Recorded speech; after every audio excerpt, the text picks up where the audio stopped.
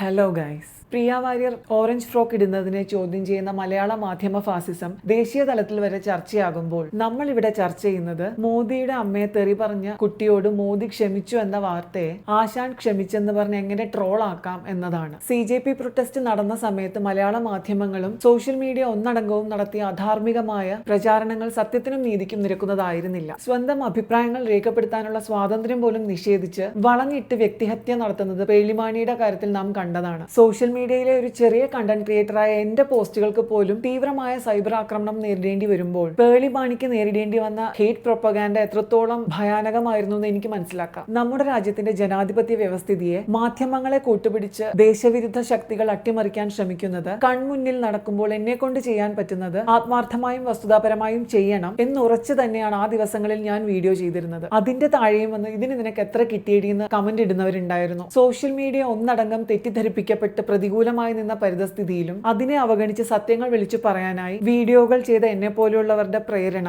നമ്മുടെ രാജ്യത്തോടുള്ള സ്നേഹവും സത്യത്തിന് മാത്രമേ ആത്യന്തികമായ ജയവും നിലനിൽപ്പും ഉണ്ടാവുകയുള്ളൂ എന്നുള്ള അചഞ്ചലമായ വിശ്വാസവുമായിരുന്നു. അതിനെ യാഥാർത്ഥ്യമാക്കിക്കൊണ്ട് ഇപ്പോൾ വരുന്ന പല അപ്ഡേറ്റുകളും നമ്മുടെ മലയാള മാധ്യമങ്ങൾ സൗകര്യപൂർവ്വം അവഗണിക്കുകയാണ്. ഓഗസ്റ്റ് 4-ന് ആം ആദ്മി പാർട്ടി ഭരിക്കുന്ന പഞ്ചാബിലെ പോലീസ് 9ഓളം ഭീകരപ്രവർത്തകരെ അറസ്റ്റ് ചെയ്തിരുന്ന വിവരം ഔദ്യോഗികമായി പുറത്തുവിട്ടിരുന്നു. പാകിസ്ഥാനി ചാര സംഘടനയുടെ സഹായത്തോടെ ഇവർ ദില്ലിയിലെത്തി CJP പ്രൊട്ടസ്റ്റ് ആക്രമിക്കുവാൻ പദ്ധതിയിട്ടിരിക്കുകയായിരുന്നു. അതുവഴി പൊതുവികാരം സർക്കാരിന് പ്രതികൂലമാക്കുകയും ഭരണം അട്ടിമറിക്കുകയും ചെയ്യുക എന്നതായിരുന്നു അവരുടെ ലക്ഷ്യം. സോഷ്യൽ മീഡിയയിലും വൻ അട്ടിമറികളാണ് ആ സമയത്ത് നടന്നിരുന്നത്. 500-ലധികം വ്യാജ സോഷ്യൽ മീഡിയ അക്കൗണ്ടുകൾ ദുഷ്പ്രചാരണങ്ങൾക്കായി ഉപയോഗിച്ചിരുന്നതായി കണ്ടെത്തിയിട്ടുണ്ട്. ഇതിൽ ചിലത് പാകിസ്ഥാനിൽ നിന്ന് പ്രവർത്തിക്കുന്ന അക്കൗണ്ടുകളാണെന്നും AI ഉൾപ്പെടെയുള്ള വ്യാജ ഉള്ളടക്കങ്ങൾ ഉപയോഗിച്ചതായും കണ്ടെത്തിയിരിക്കുന്നു. കുട്ടികളെ പോലീസ് പീഡിപ്പിക്കുന്നു എന്ന തരത്തിൽ വ്യാജ വാർത്തകൾ ചമച്ച് പൊതുവികാരം ആളിക്കത്തിക്കാൻ അവർ ശ്രമിച്ചു. ഫേസ്ബുക്കും ഇൻസ്റ്റഗ്രാമും ഓൺ ചെയ്യുന്ന മെറ്റയ്ക്ക് പോലും വിശദീകരണവും ക്ഷമാപണവും ഒക്കെ മുട്ടിലിഴേണ്ടി വന്നു. പാലം കുലുങ്ങിയാലും കേളൻ കുലുങ്ങില്ല എന്ന് വാശി പിടിക്കുന്ന മലയാളം മാധ്യമങ്ങൾ നിഷ്പക്ഷവും സത്യസന്ധവുമായ വാർത്തകൾ ഭൂമി തിരിച്ചു കറങ്ങിയാലും ഞങ്ങൾ നൽകില്ല എന്നുള്ള ധാർഷ്ട്യത്തിലാണ്. ഇന്ത്യയിൽ ബംഗ്ലാദേശും നേപ്പാളും ഒന്നും ആവർത്തിക്കാൻ കഴിയാതിരുന്നതിലുള്ള കടുത്ത നിരാശയിലാണ് അവർ. പ്രത്യേകിച്ച് അവരെ കൊണ്ട് ചെയ്യാൻ പറ്റുന്ന മാക്സിമം കുത്തിത്തിരിപ്പുണ്ടാക്കാൻ നോക്കിയിട്ടും. പേളിമാണിക്ക് എത്ര ലക്ഷം ഫോളോവേഴ്സ് കുറഞ്ഞു എന്നുള്ള കണക്കെടുപ്പിനൊപ്പം പ്രിയ വാര്യർ ഇട്ട